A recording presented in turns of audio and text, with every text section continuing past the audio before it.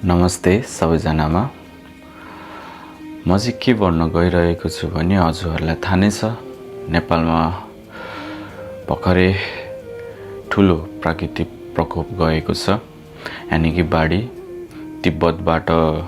तिब्बतमा रहेको ठुलो बाँध फुटेर रसुवा हुँदै एकदम ठुलो बाढीमा परिणत भएर रसुवामा बस्न हुने, रसुवादेखि जति पनि त्रिशुली नदीको तटमा रहने हुने नागरिकहरूको चाहिँ भौतिक तथा मानवीय क्षति धेरै नै भएको छ। त्यो क्षेत्रहरूमा चाहिँ एकदम धेरै नै क्षति भएको छ, नसोचेको क्षति भएको छ। र फेरि पनि हुने सम्भावना धेरै छ भनेर हाम्रो गृहमन्त्रीज्यूले बताइसक्नु भएको छ। त्यसैले जति पनि त्यहाँ बस्ने हुने नागरिक, हाम्रो दिदीभाइ तथा दाजुभाइ दिदीबहिनीहरू, आमा बुबा, साना भाइ बहिनीहरूलाई चाहिँ एकदम अलर्ट भएर बस्नु हुन हार्दिक अनुरोध गर्दछु। अब जुन घटना घट्यो त्यसको लागि त अब हामीले केही गर्न सक्दैनौँ, तर अबको क्षण पछिको कुरामा चाहिँ हामी एकदम सतर्क हुनुपर्छ, एकदम अलर्ट रहनुपर्छ। त्यही भएर म फेरि पनि भन्दैछु, जति पनि त्यो क्षेत्रमा बस्नुहुन्छ उहाँहरूलाई चाहिँ एकदम हाई अलर्ट भएर बस्न अनुरोध गर्दछु। एकदम सेफ एरियामा, सुरक्षित ठाउँमा गएर बस्न अनुरोध गर्दछु। किनकि फेरि पनि यो आउने सम्भावना छ भनेर हाम्रो गृहमन्त्रीज्यूले बताइसक्नु भएको छ। त्यसैले सबैजनालाई एकदम हाई अलर्ट भएर बस्नु होला। र अर्को कुरा, अब यो कुराले हामी धेरै दुखी छौँ। जुन घटना त घटिसकेको छ, यसले धेरै परिवारलाई विस्थापित बनाएको छ। धेरै साना नानी बाबुहरू, बुढाबुढीहरू सबैजनामा यो कुराले धेरै दुखी बनाएको छ र धेरैजनाको मृत्यु पनि भइसकेको छ यो प्रकोपबाट। र जति पनि जीवित हुनुहुन्छ उहाँहरूलाई चाहिँ एकदम राहत, एकदम सहयोगको आवश्यकता छ यो अहिलेको क्षणमा। त्यसैले सबैजनालाई म सानो सहयोगको अपिल गर्न चाहन्छु। हामीले जे जति सक्छौँ उहाँहरूको लागि, बस्नको लागि, खानको लागि, जस्तै तिरपाल, शुद्ध खानेपानी, रासन भयो आदि इत्यादि, उहाँहरूको लागि लत्ता कपडा, सबै कुराको लागि हामीले अब सबैजना मिलेर सहयोग गर्नुपर्छ। त्यसैले सबैजनामा म यो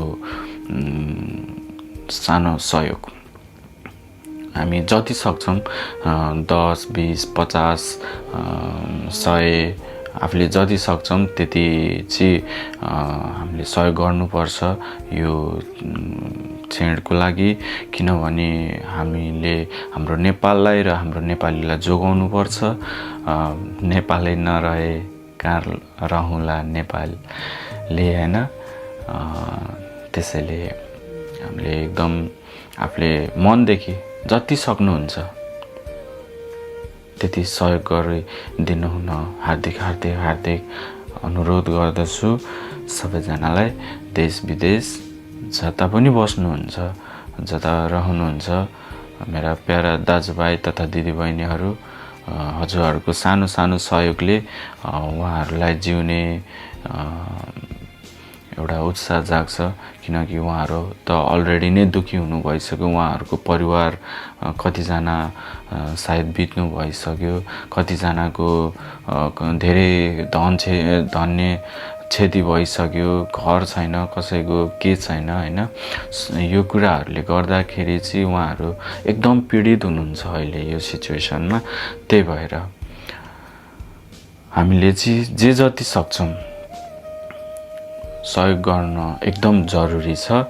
त्यसैले सबैजनालाई सहयोगको अपिल गर्न चाहन्छु। सहयोगको लागि अलरेडी हाम्रो सरकारले एउटा पोर्टल खोलिसकेको छ, त्यो क्युआर स्क्यान, त्यो चाहिँ म यहाँ राखिदिन्छु। त्यो क्युआर स्क्यानमा अथवा त्यहाँ भएको ब्याङ्क खातामा हजुरहरूले चाहिँ आफूले सकेको सहयोग चाहिँ गर्न सक्नुहुन्छ। अब त्यो तटमा रहने हुने हाम्रो दाजुभाइ तथा दिदीबहिनी, सानो भाइ बहिनीहरू सबैजनालाई एकदम सुरक्षित साथ बस्नु होला, एकदम राम्रोसँग बस्नु होला, आफ्नो ख्याल राख्नु होला। र अर्को कुरा के भन्न चाहन्छु भने नि, यो अवस्थामा चाहिँ कतिजनाहरूले चाहिँ जाने त्यो सामानहरू बटुल्ने, ग्यास बटुल्ने यस्तो कार्यहरू गरिरहनु भएको छ। त्यस्तो कार्यहरू चाहिँ नगरिदिनु हुन अनुरोध गर्दछु।